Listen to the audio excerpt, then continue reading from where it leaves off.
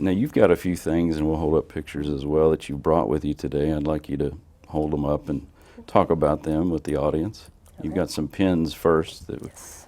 Could you tell the story behind those maybe? Or?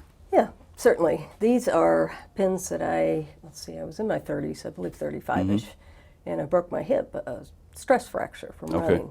Okay. And back then, that was before I had started my journey of getting better, of healing from things.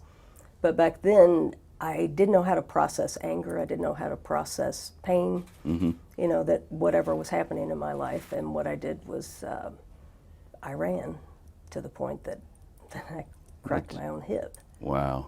Literally while you were running is when it cracked? Yeah. Wow. Yeah. And it took them 7 weeks actually to find the fracture because it had to break the rest of the way. And it was a horrible, painful. That's nothing amazing. Like it. Definitely. That is amazing.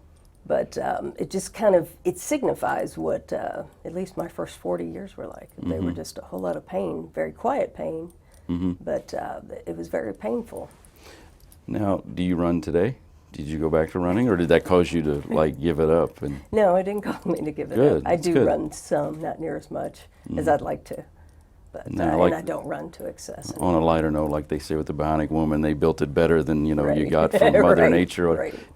Does your hip work better now than it did before? Or No, it still hurts. Yeah. Yeah, when it's I'm cold. amazed that you run, though. That's great. Because I think a lot of people would just chuck it, Right.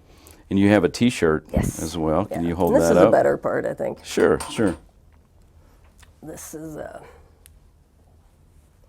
shirt that... Support your local girl gang. I like that. And what I mean by that is not really a gang, but there's a group of survivors of some really bad things, and we've all become sort of friends and help each other and are there to talk to each other when things go wrong or whatever.